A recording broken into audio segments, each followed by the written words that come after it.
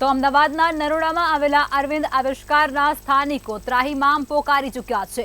585 જેટલા પરિવારો છેલ્લા કેટલાય સમયથી પોતાની વિવિધ માગણીઓ સાથે અરવિંદ કંપનીને રજૂઆતો કરે છે।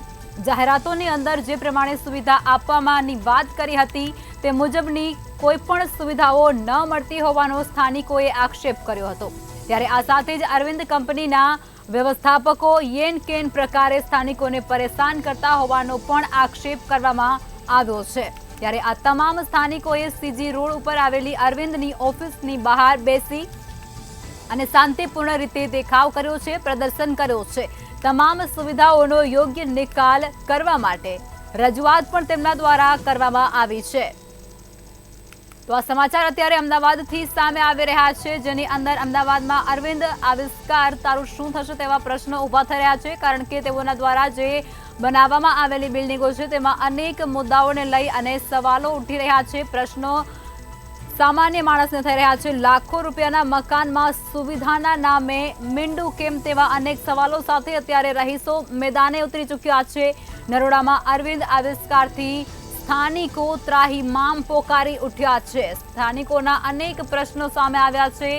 અરવિંદ આવિષ્કાર નામ મોટા દર્શન ખોટા જેવી પરિસ્થિતિનું નિર્માણ ક્યાંક થયું હોય તેવું સાફ વર્તા રહ્યું છે। 585 જેટલા પરિવાર સાથે છેતરપિંડી કર્યા હોવાનો આક્ષેપ કરાઈ રહ્યો છે।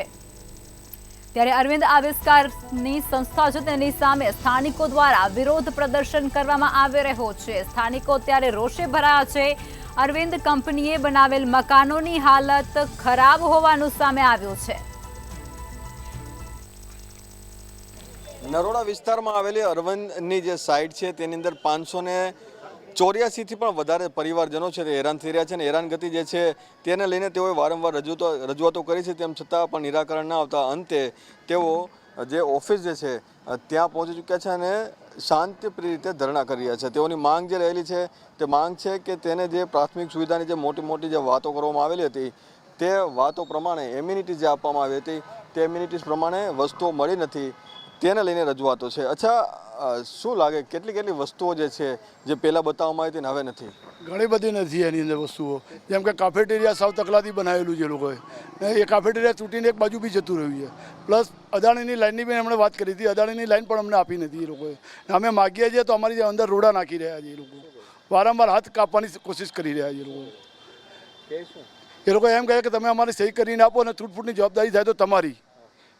વારંવાર રજૂઆત કરીએ છીએ, અલગ અલગ રીતે પેપર વર્ક કરાવ્યું છે, વારંવાર કમ્પ્લેનો કરીએ છીએ, વારંવાર ઈમેલ કરીએ છીએ। ઈમેલ તો એમને જેને કચરાના ડબ્બામાં નાખી દેતા એવું લાગે છે મને, કોઈ રિપ્લાય જ નથી આવતો એમનો।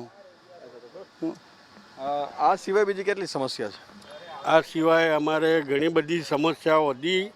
એસટીબી પ્લાન જે લોકોએ નાખ્યો છે એ બહુ જ ખરાબ પરિસ્થિતિમાં, જેનાથી રોગચાળો અને મચ્છરોનો ઉપદ્રવ, ગંદકી ફેલાય છે, દુર્ગંધ આવે છે, મકાનની અંદર વાઇબ્રેશન આવે છે। આ બધા મુદ્દા બી છે, પણ અમે આ બધા મુદ્દાને અમે પછી થોડુંક ઇગ્નોર કરીને અમે જે મેઇન મુદ્દો તો અમારો સીએનજી પાઇપલાઇનનો, પીએનજી અદાણીની પાઇપલાઇનનો, અમે લોકો એક અઠવાડિયાથી હેરાન કરે છે કંપની કે અમે લોકો ત્યાં આગળ ગયા તો એનઓસી અદાણીએ અમને એવું કીધું કે તમારે અરવિંદમાંથી આ ફોર્મ ઉપર એનઓસી લાવવી પડશે।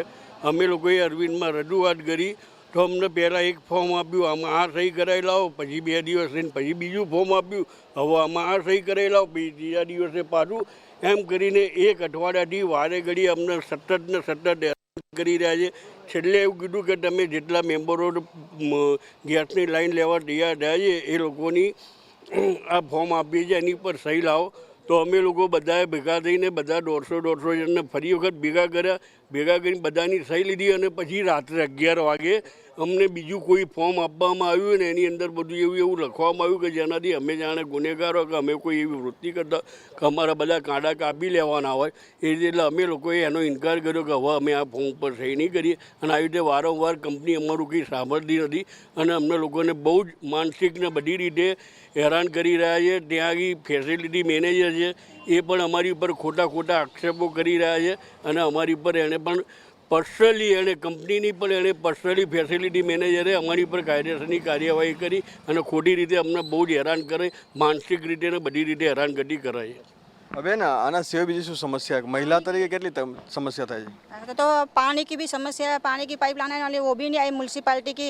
जैसे कि हमारा पानी में क्षार आता है, जैसे कि सबके जैसे एक्वागार्ड लगाए हो तो उनके भी एक्वागार्ड भी खराब हो गया, हमारा भी खराब हो गया, पानी आता नहीं है.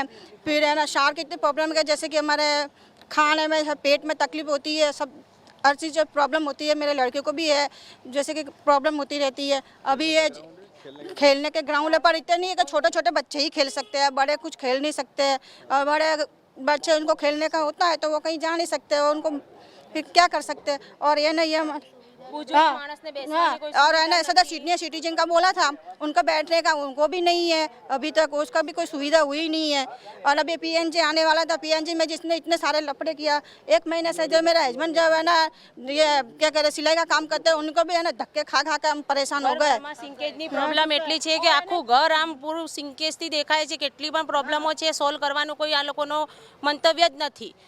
ગમે તેમ મકાનના પોઝિશન લેવા માટે એટલા ધક્કા ખાધા છે કે કોઈ એનો સમય જ નથી, કે એટલા બધા ધક્કા ખાઈ ખાઈને અમે લોકોએ લડી લડીને ચાવીઓ લીધી છે. એના પછી પણ અત્યારે કોઈ પણ સોલ્યુશન હજુ આવ્યો નથી. કેટલા પરિવારજનો એટલા હેરાન છે કે અત્યારે મકાન અમે તો બહુ પરેશાન થઈ ગયા છે, हमने तो ऐसे पोजीशन ફસાઈ નાખ્યા. मेरे हस्बैंड बीमार खुद पड़ गए थे, इतने सारे જે પ્રમાણે સમસ્યાઓ જે છે 500થી પણ વધારે પરિવારજનો છે હેરાનગતિ છે, કારણ કે તમામ જે લોકો છે તે મધ્યમ વર્ગના છે, તેઓએ હપ્તા ભરીને પણ મકાન લીધા છે અને સાથે સાથે ઘણા લોકોએ દાગીના પણ ગીરવે મૂક્યા છે. આ પરિસ્થિતિની અંદર જે લોકો જે છે રહી રહ્યા છે, પરંતુ જે એમ્યુનિટીઝ માટે મોટી મોટી જે જાહેરાતો આપવામાં આવતી હતી તેવી કોઈ જાહેરાતો પૂરી ના કરવામાં આવતા તમામ લોકો આ તડકાની અંદર પોતાના ધરણા કરી રહ્યા છે. તો અમદાવાદથી આ સમાચાર સામે આવી રહ્યા છે, જેની અંદર અરવિંદ આવિષ્કારથી લોકો છે તે પરેશાન થઈ ચૂક્યા છે. તેની સામે લોકો અનેક સવાલો ઉઠાવી રહ્યા છે. પાર્કિંગની વધતી સમસ્યાઓથી લોકો ત્રાહિમામ પોકારી ઉઠ્યા છે અને પોતાની જે સમસ્યાઓ છે તેનું નિરાકરણ લાવવા માટે તેઓ ધરણા પર બેઠા છે. લાખોના મકાનમાં સુવિધાના નામે મીંડું કેમ તેવા અનેક સવાલો સાથે તેઓ ત્યારે શાંતિપૂર્વક ધરણા પર ઉતર્યા છે. નરોડામાં અરવિંદ આવિષ્કારથી સ્થાનિકો ત્રાહિમામ પોકારી ઉઠ્યા છે. સ્થાનિકો ખૂબ જ પરેશાન થઈ રહ્યા છે. ત્યારે અરવિંદ આવિષ્કાર નામ મોટા અને દર્શન ખોટા તેવા અનેક જે લોકો છે તેના મુખે ચર્ચા રહ્યું છે. ત્યારે 585 જેટલા પરિવાર સાથે છેતરપિંડી કર્યા હોવાના આક્ષેપો પણ સ્થાનિકો દ્વારા રહીશો દ્વારા લગાવવામાં આવ્યા છે.